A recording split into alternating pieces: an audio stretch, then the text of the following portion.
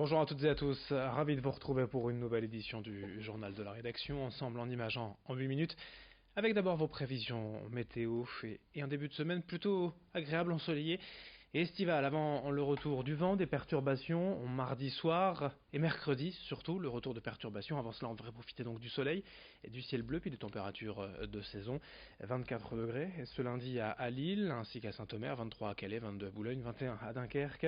Même prévision pour ce mardi, avant le retour d'un peu de frais. On en reparlera bien sûr juste après ce journal avec les prévisions météo complètes à suivre.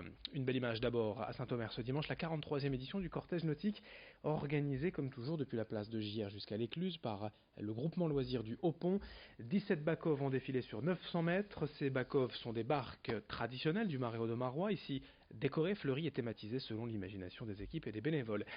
Hier matin, les 17 équipages ont donc assemblé les derniers éléments de décor, puis un premier cortège est parti à 15h30 l'après-midi, un second en soirée à 21h30, suivi d'un feu d'artifice, un événement populaire suivi par près de 20 000 personnes, dont Louis Caillé sur place.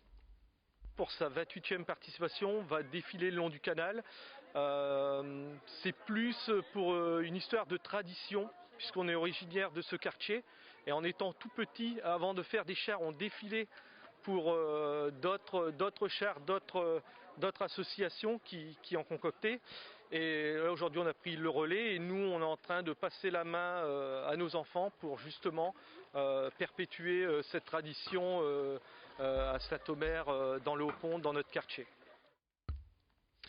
Autre actualité après ces belles images de fêtes populaires, la lutte pour ou contre le remboursement de l'homéopathie. Alors que la ministre de la Santé, je vous le rappelle, a annoncé le déremboursement progressif dès l'an prochain et total en 2021, 45 députés ont signé il y a quelques jours une tribune dans le journal du dimanche. Ils réclament le maintien d'un remboursement d'au moins 30%, car selon ces élus et même certains pharmaciens, cette mesure n'est qu'une fausse bonne idée qui coûterait à terme plus cher à la société. Je vous rappelle que le gouvernement a tout de même appuyé sa décision sur l'avis de la Haute Autorité de Santé, qui a estimé, après près de 300 études et consultations, que l'homéopathie n'avait pas prouvé scientifiquement son efficacité. Explication avec une pharmacienne. Qu'en pensent ses clients? Au micro d'Edil Gunaï. C'est plus une inquiétude pour savoir ce que ça donnera à l'avenir. Et c'est plus aussi effectivement une remise en question. C'est-à-dire qu'ils se posent des questions par rapport à tout ce qu'ils ont entendu, l'homéopathie qui a été décriée par le corps médical.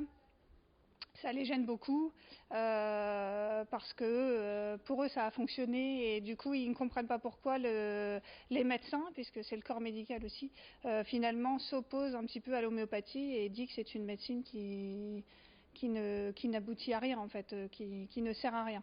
Donc c'est plus de la grogne et de la colère aussi, en plus de l'inquiétude pour le déremboursement.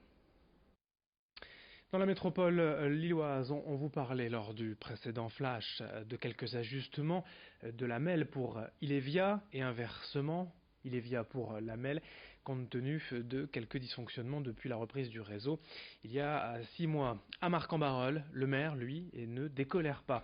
Contre Ilévia et la MEL, depuis la modification du plan de bus, un terminus et arrêt de régulation de la ligne 12, future Liane 5, a été installé à l'arrêt, piscine depuis février devant la piscine municipale. Ce terminus engendre de graves problèmes de sécurité selon le maire Bernard Gérard, qui demande que le terminus et arrêt de régulation soient remis comme avant au niveau de Domios, rue du Pavé stratégique, mais la MEL refuse.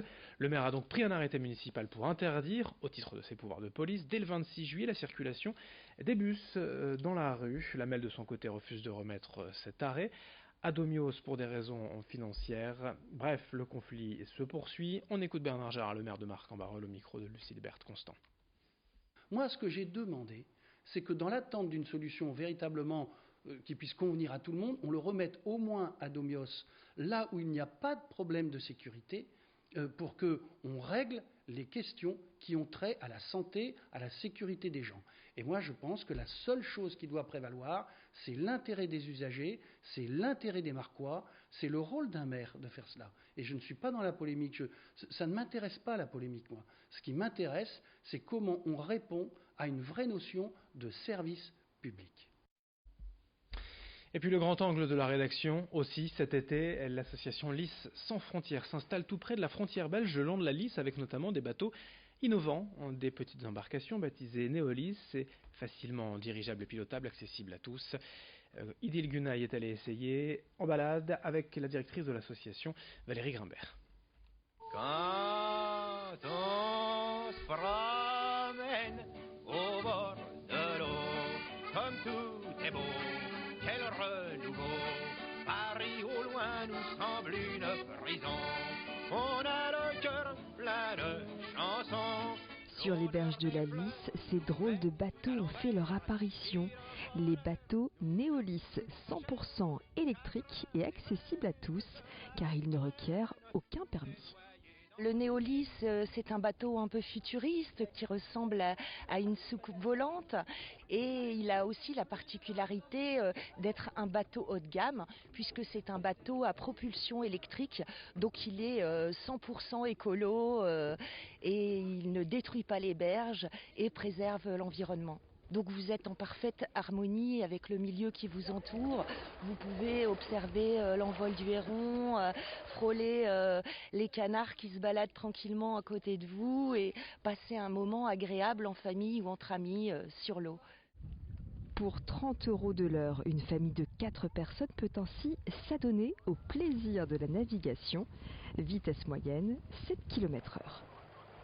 C'est assez facile, en fait vous avez un joystick, donc la prise en main est très simple. Et donc si vous poussez la manette, vous allez tout droit. Si vous la poussez à droite, vous allez à droite. Si vous la poussez à gauche, vous allez à gauche. Et si on la pousse toujours dans le même sens, on fait un demi-tour sur nous-mêmes. Une activité que Georges n'a pas hésité à tester et à partager avec ses petits-fils. Déjà on n'a pas eu trop chaud parce qu'il y avait de l'air. Il n'y avait pas beaucoup de bruit. Après, ça avançait pas super vite, mais c'était agréable, c'était bien. À refaire. À refaire.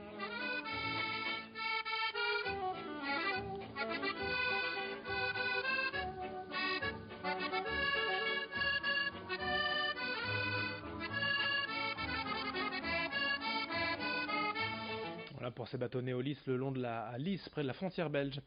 Merci de votre fidélité. D'autres infos à suivre dans un instant, vos prévisions météo, puis un nouveau journal dès le prochain quart d'heure.